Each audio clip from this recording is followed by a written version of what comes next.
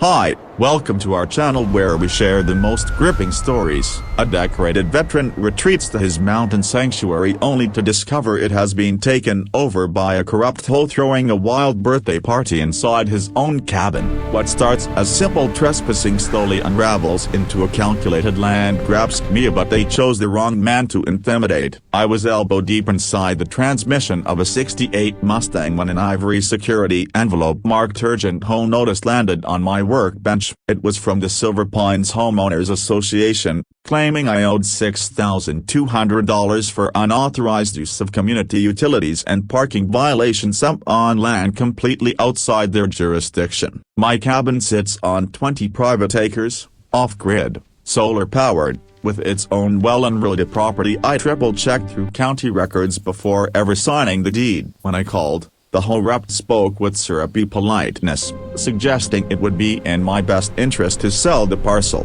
I refused. Days later, a certified warning arrived threatening condemnation of my abandoned structure. That's when my instincts kicked in. I called a few old friends or fellow veterans who don't seriously, and we headed up to the mountains. My neighbor Walter, a Vietnam vet who usually watched the place, wasn't answering his phone, which didn't sit right. As we neared the property, flashing lights flickered through the trees and bass thundered through the woods. My private road was jammed with luxury cars, a limo, catering trucks like a nightclub had been dropped in the wilderness. They had erected a massive party tent in my clearing, set up bars on my deck, and hung a banner across my porch that read, "Happy 25th birthday, Megana Queen of Silver Pines." Nearly 100 guests roamed my land like it belonged to them. Security guards tried to block me at my own front steps. That ended quickly. Inside, my furniture had been shoved aside. My fireplace turned into decoration,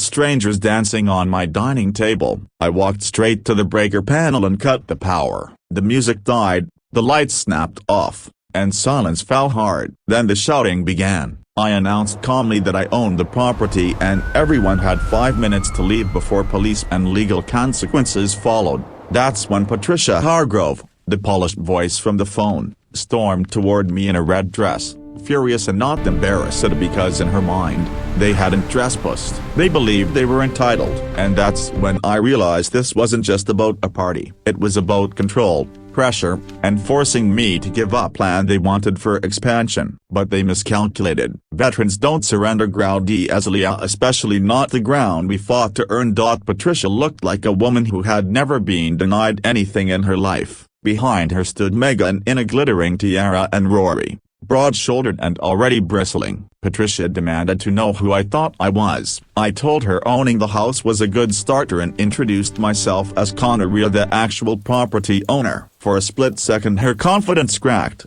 then she pivoted, claiming they assumed the cabin was abandoned. Rory tried to smooth it over, offering money like this was some accidental venue mix-up, but I made it clear there would be no deal and no negotiation. They were leaving. Rory didn't like that answer. They converge here, forward, and this matches the suspect's timeline. This is the connection we needed. I'd seen that stance before. A man who believed bulk replaced discipline. When he swung, it ended quickly. He hit the ground hard, and the illusion of control shattered. A few of Megan's friends rushed in thinking they were heroes in a movie scene, but they folded just as fast. Within seconds the party energy turned into chaos: screams, spilled drinks, broken glass, mascara tears. Patricia called the local constable, claiming we had attacked them. I welcomed it. When the police arrived, Patricia tried to spin a story, but the paperwork in my hands and the footage my friends recorded told the truth. The deed, the property map, the tax records, it was all mine. The constable's attitude shifted the moment he realized this wasn't some abandoned cabin but a private residence they had stormed for a birthday spectacle. I pressed charges for trespassing, vandalism,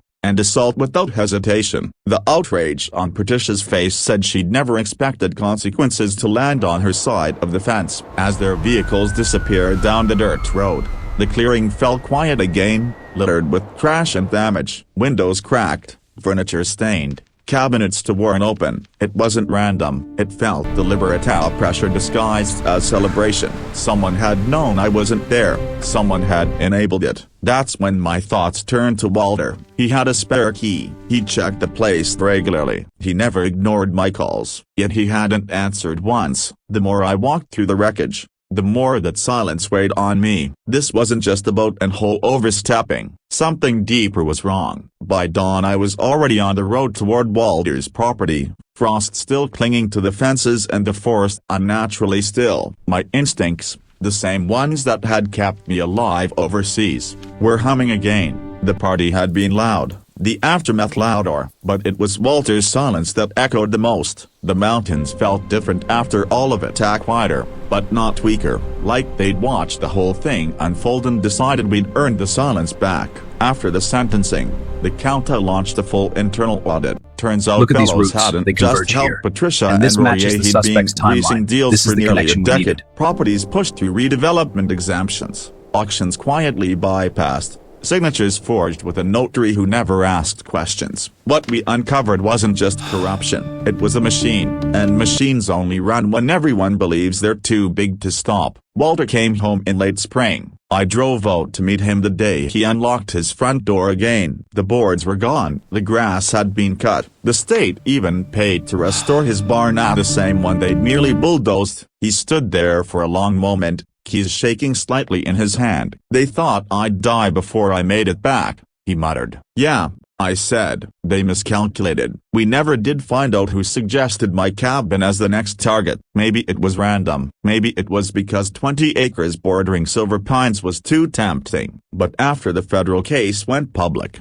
3 more counties launched investigations into similar HOA developer partnerships. Jenny got protection and a job offer from the state compliance office. Margaret Sloan received compensation and, more importantly, an apology of the official kind, printed on letterhead with real signatures this time. Stephen moved back closer to Walter. As for me, I kept the cameras. I reinforced the shed they'd tried to burn, and I added something new at the edge of the property line, a simple wooden sign facing the dirt road, private land, no trespassing, no exceptions. Not angry, not threatening, just clear. Sometimes at night, I sit on the porch and think about how close they came, not just to stealing land, but to stealing peace. They picked targets they thought were isolated, elderly, alone, distracted. What they didn't account for was loyalty, or documentation, or the simple fact that some of us don't scare easy. The Silver Pines HOA is gone now. The development plans were scrapped. The mountains stayed untouched, and every time the wind moves through the trees,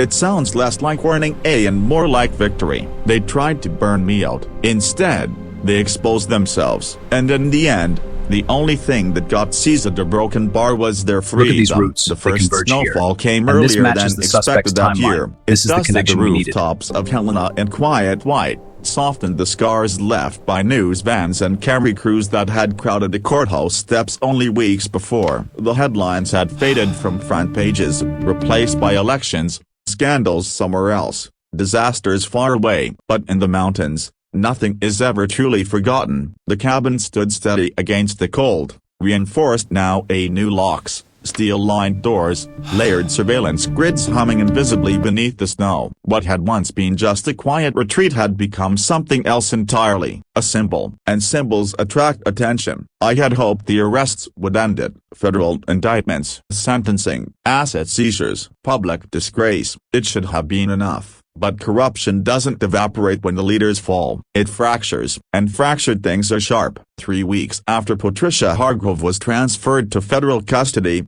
a black SUV parked at the edge of my road just after dusk. It didn't approach, it didn't idle loudly, it just sat there, watching. Rico noticed it first through the thermal feed. Vehicle, no plates visible, engine cold. Cold meant it had been parked for a while. I stepped onto the porch slowly, rifle not in my hands but within reach behind the door. Snow crunched beneath my boots like brittle glass. The SUV's windows were tinted. No interior light, no movement, just presence. It remained there for 37 minutes. Then it drove away. No headlights until it reached the highway. That was the moment I understood something important. This wasn't over. It had only changed shape. Marcus called the next morning. "You're not paranoid?" he said before I could even speak. 2 properties tied to Rory's silent investors just transferred ownership overnight. 2 LLCs, shell fronts, same pattern, different names, copycats, worse.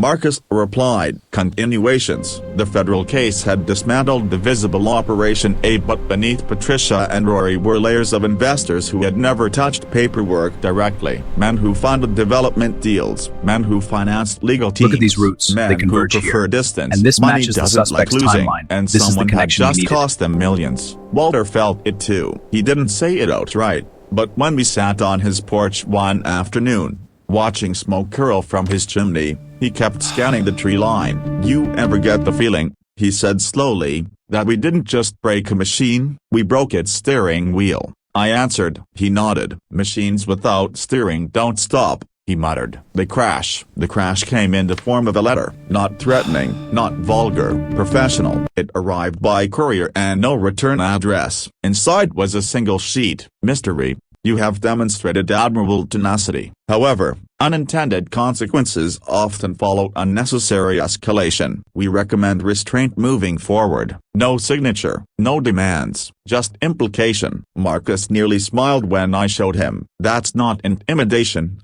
he said. That's fear. Fear doesn't park SUVs at the end of my road. No, Marcus agreed. Fear hires people who do. Lydia dug deeper. What she uncovered made the original HOA scheme look small. Rory's construction firm hadn't just been flipping seized homes, they were acquiring land along a projected infrastructure expansion route, a highway bypass scheduled for approval next fiscal cycle. Property values would triple once zoning shifted. The whole fraud wasn't random, it was strategic land consolidation, and Silver Pines was only phase 1. There are 5 more counties flagged for a redevelopment review, Lydia said quietly, and 3 of them have similar elderly ownership demographics. They're still hunting. I said. Yes, she replied, but now they're cautious. Cautious predators are more dangerous. The second incident wasn't subtle. 2 nights later, one of the trail cams vanished, not damaged, removed cleanly. No footprints, no tire marks, just gone. They weren't trying to burn anything this time. They were testing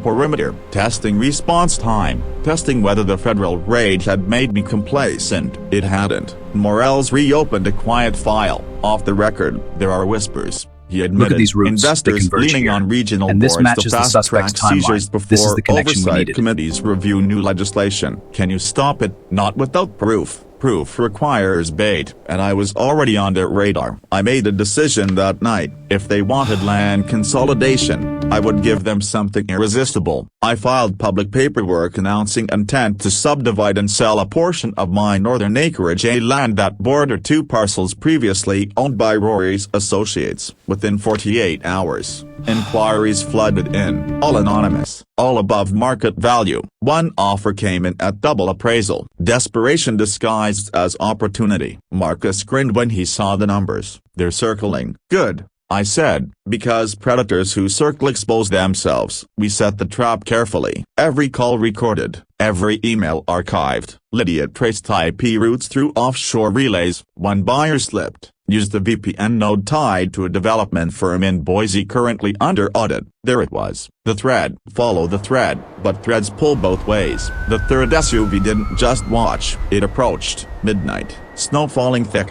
headlights cutting across my porch, engine running, 4 silhouettes inside. No one exited. They sat there for 5 minutes, then the driver revved one say slow, deliberate 8 and drove off. A message. We see you. I stood in the doorway long after the taillights disappeared, not afraid, angry, because intimidation only works when you believe the other side controls escalation, and they didn't, not anymore. The breakthrough came from an unexpected place. County zoning clerk, a temporary position, 24 years old. He'd seen the news coverage months ago, recognized a name in a fast-track property review application. Hargrove Infrastructure Holdings, different spelling, same shell signature. He copied the file, sent it anonymously. Inside were redevelopment projections tied to the bypass approval and internal memos referencing removal of obstructive landholders. Obstructive, that was the word. We weren't victims in their documents, we were obstacles. Obstacles get cleared. Morales moved carefully this time. They converge here. No dramatic And this raid, matches the no suspect's sirens, timeline. just This is the subpoenas connection we issued needed. quietly to financial institutions, bank transfers flagged, shell companies unraveling, and beneath it all a primary investor, name never mentioned publicly,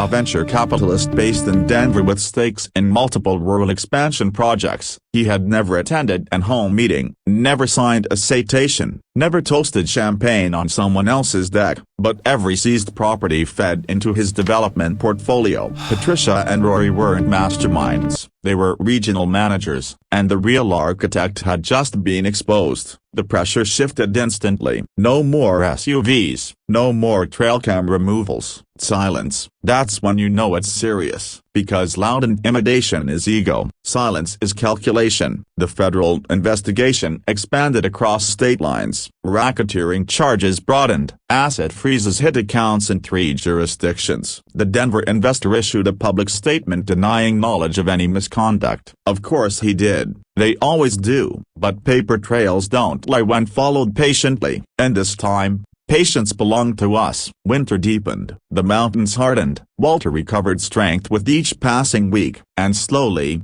something changed in the community. People started talking, not whispering, talking. Stories surfaced of inflated property assessments, strange zoning citations, pressure to sell. The fear barrier had cracked, and once fear cracks, silence collapses. The final confrontation wasn't physical, it was financial. When the